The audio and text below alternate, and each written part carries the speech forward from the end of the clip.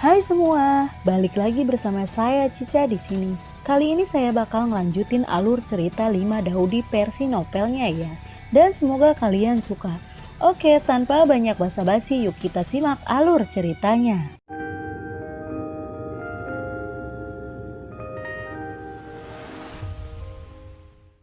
Di cerita sebelumnya, Tielin memegang telapak tangan dengan ringan, dan badai aneh muncul dari telapak tangannya, bersatu dengan uap air membentuk perisai besar seperti es. Duar! Dengan ledakan keras, cahaya hitam tombak besar tiba-tiba menang, dan cahaya hitam terang meledak di langit seperti menelan langit dan bumi. Luo Liu lalu berteriak, "Satu tembakan akan membunuh, satu tembakan akan membunuh, hahaha, Tielin kamu akan mati." Duar, duar. Tombak hitam besar meledak tajam pada perisai es. Melihat adegan ini, wajah Xiaoyan sedikit berubah, dan dia akan menggunakan kemarahan iblis dan teratai api untuk melangkah maju menyelamatkan. Tiba-tiba, dia melihat tubuh Tielin bergetar dan dia tidak terlihat di langit. Cahaya perak samar muncul di bawah kakinya dan dia dengan cepat melarikan diri ke kejauhan. Pada saat sosok Tielin menghilang, suara keras meletus di langit. Perisai es pecah berkeping-keping. Puing-puing es yang tak terhitung jumlahnya bercampur dengan kekuatan yang menakutkan, menelan tombak besar itu dengan sangat banyak. Duar, duar! Puing-puing es seperti bilah dengan keras menghantam tombak hitam besar itu, membuat tombak hitam itu sangat redup dalam sekejap. Sinar cahaya hitam dan putih menelan dunia sepenuhnya, membuat semua orang tidak dapat melihat situasi dari dua pihak yang bertikai. Tepat ketika semua orang dikejutkan oleh intensitas pertempuran ini, fluktuasi energi yang kuat menyebabkan kekosongan ini tiba-tiba runtuh. Dan kekuatan spasial yang mengerikan mengamuk di dunia ini. Dengan kemunculan terus-menerus dari kekuatan spasial, badai yang sangat besar mengamuk dengan liar di dunia ini.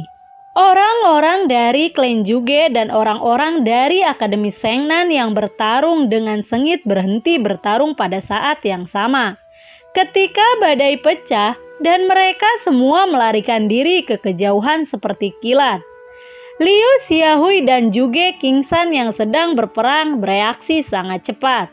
Tubuh mereka berubah menjadi sinar cahaya dan mereka melesat ke kejauhan dalam sekejap. Badai itu berlangsung lama sebelum perlahan menghilang dan sosok Luo Liu perlahan muncul dalam kehampaan. Luo Liu melirik kehampaan dan dia tidak menemukan sosok Tielin. Dan seringai sombong muncul di sudut mulutnya. Menurutnya, pemenang pertempuran ini pada akhirnya adalah dia. Liu Xiaohui pada saat ini sangat lemah dan dia bergegas bergabung ke klan Luo. Begitu Luo Liu mengambil langkah, suara dingin perlahan bergema di kehampaan. "Luo Liu, matilah!" Sebelum Luo Liu sampai di klan Luo, tiba-tiba sejumlah besar uap air keluar membungkusnya dan uap air perlahan memadat, mengurung tubuhnya di dalam uap air. Sosok cantik Tielin perlahan muncul di depan uap air yang membeku dan dengan tinjunya dia membombardir uap air yang membeku. Dengan dentuman, uap air yang memadat itu meledak. Tawa sedingin es terdengar sia-sia.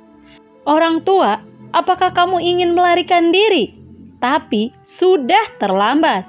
Dengan suara tawa, bayangan hitam tipis muncul di mata Luo Liu.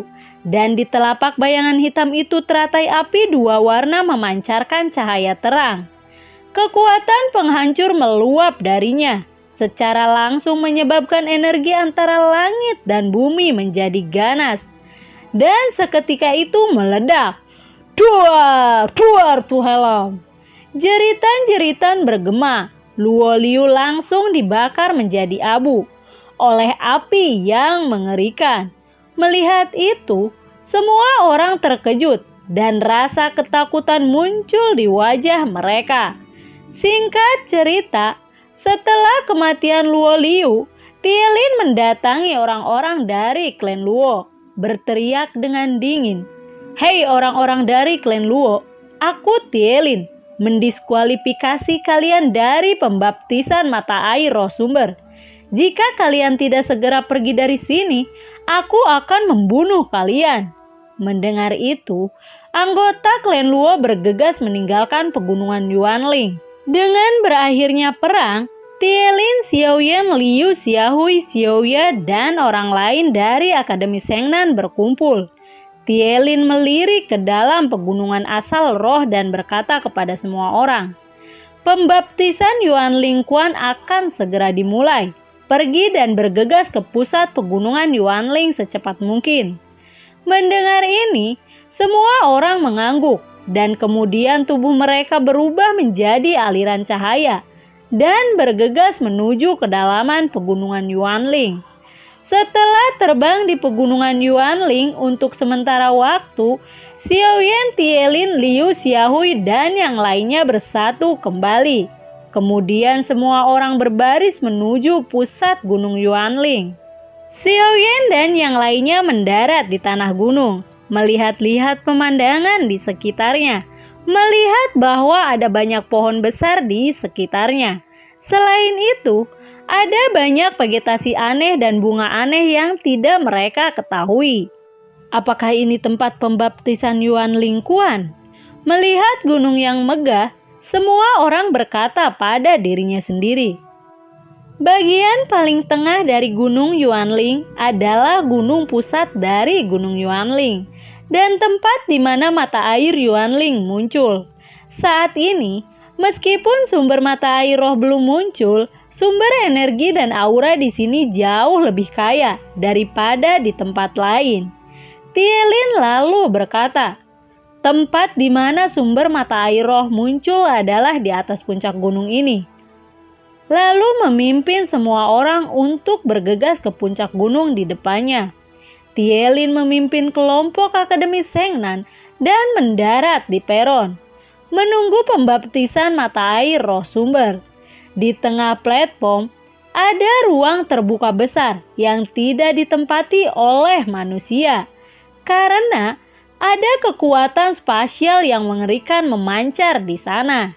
Siapapun yang mencoba mendekat akan tersedot oleh kekuatan spasial yang mengerikan. Seiring waktu berlalu, semua orang menantikan pembaptisan mata air sumber.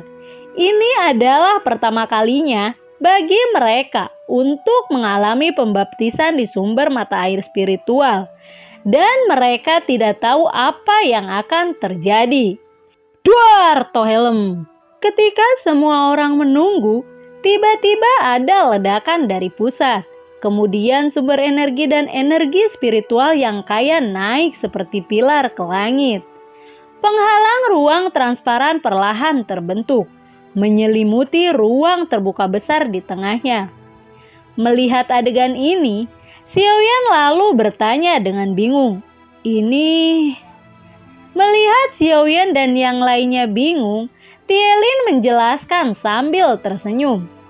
Ini adalah tirai cahaya ruang yang menghubungkan tempat di mana sumber baptisan mata air spiritual berada. Dan hanya mereka yang kuat di Daojong yang bisa masuk. Masuklah dan aku akan menunggumu di sini. Aku harap kalian semua bisa kembali dengan aman. Mendengar itu, semua orang Akademi Shengnan mengangguk, lalu berjalan melewati kerumunan dan datang ke penghalang transparan.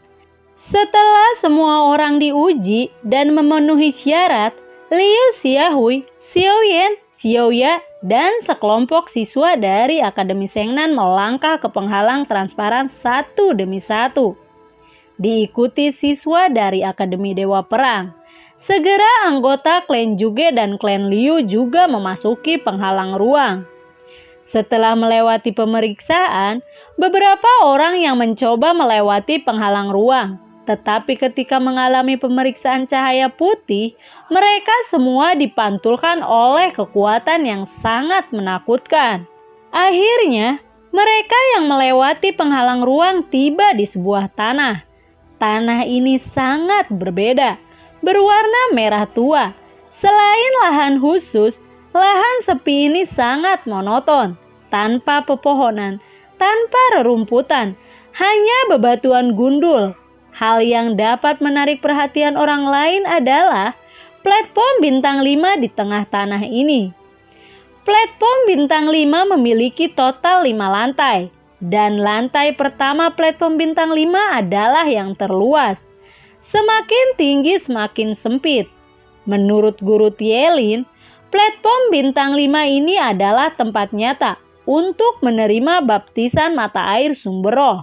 Tetapi jumlah orang yang dapat berpartisipasi dalam baptisan hanya 100 orang. Di antara begitu banyak pembudidaya, sulit membayangkan menjadi salah satu dari 100 orang itu. Tanpa kekuatan tirani yang cukup, tidak mungkin naik ke platform bintang 5 untuk menerima baptisan mata air roh sumber. "Masuk!" Satu orang berteriak dan bergegas ke platform bintang 5. Pada saat yang sama, orang lain juga mengikuti. Karena yang bisa masuk hanya 100 orang, pertempuran yang sengit dimulai. Bak pik bak sat sit set julgar julgur juar dar to helm. Pertarungan sengit terus meledak. Banyak korban terus-menerus berjatuhan dan darah tumpah ke tanah, menjadi semakin merah tua. Dalam pertarungan yang begitu sengit, seorang secara bertahap muncul dan memimpin di atas platform bintang 5. Di antara mereka adalah Janwuji dari Akademi Dewa Perang, memimpin selusin siswa dari Akademi Dewa Perang untuk menjadi yang pertama bergegas ke platform bintang 5. Janwuji dan Siebing segera naik ke lantai 4 peron bintang 5. Pada saat yang sama, keluarga Liu, keluarga Juge, dan Akademi Sengnan, semua orang dari semua sisi telah naik ke platform bintang 5 satu demi satu. Karena semakin banyak orang berbondong-bondong ke platform bintang 5, pertempuran menjadi sangat sengit.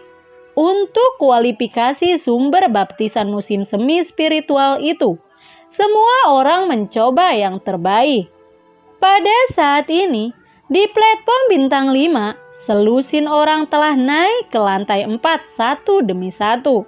Di lantai 4, 5 kelompok berdiri, masing-masing menempati sudut lantai 4. Kelima pihak tersebut adalah Akademi Sengnan yang diwakili oleh Liu Xiaohui, Xiaoyan, dan Xiaoya. Akademi Dewa Perang yang diwakili oleh Janwuji dan Siebing. Klan Liu yang diwakili oleh Liu He dan Liu Zhen. Dan Juge Tian adalah perwakilan dari klan Juge. Mampu menonjol dari banyak pembudidaya yang datang ke lantai 4 menunjukkan bahwa 5 kelompok orang ini semuanya memiliki kekuatan tirani yang nyata. Tetapi ada lusinan orang yang hadir dan hanya 10 orang yang bisa tinggal di lantai 2 untuk dibaptis. Janwuju lalu berkata pada Liu Xiaohui, "Hahaha, Liu Xiaohui, kita telah bertemu lagi. Sejak memasuki Gunung Yuanling, aku tahu cepat atau lambat akan ada pertempuran di antara kita. Sehingga semua orang di dunia dapat melihat apakah Akademi Sengnan atau Akademi Dewa Perang kami yang kuat."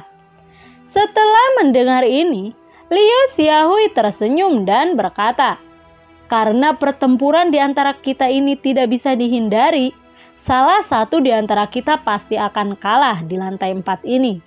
Setelah percakapan antara keduanya, Janwuji lalu berkata pada kelompoknya, "Ayo kita mulai. Serang!" Liu Xiaohui lalu berkata, "Xiaoyan, Aku akan berurusan dengan Janwuji.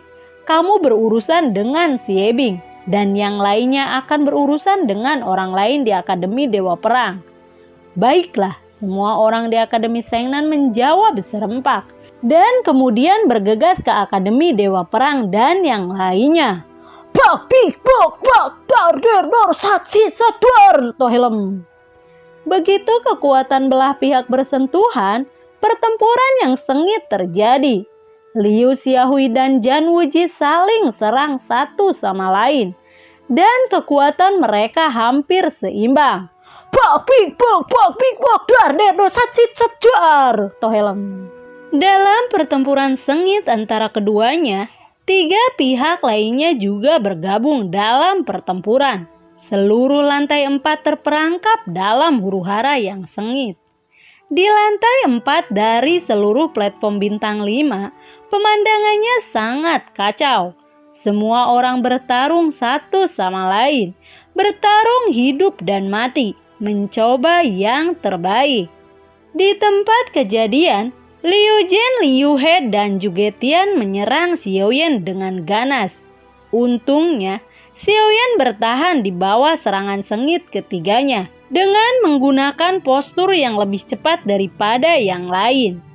Di sisi lain, Xiaoya bertarung dengan Siebing. Namun, situasi Xiaoya jelas tidak optimis. Dia benar-benar ditekan oleh Siebing. Dalam pertempuran sengit ini, pihak Akademi Sengnan secara bertahap ditekan oleh orang-orang dari Akademi Dewa Perang, Klan Luo, dan Klan Juge. Bak pik bok sat sit sat dar der dor dar tohelem. Dalam pertempuran antara Liu Xiaohui dan Janwuji, sesosok tiba-tiba melesat keluar dari energi yang menyilaukan. Kemudian dia jatuh dengan keras ke tanah. Saat bertarung, Xiaoyan melihat sosok yang keluar. Wajahnya berubah tanpa sadar. Sosok yang melesat ternyata adalah Liu Xiaohui.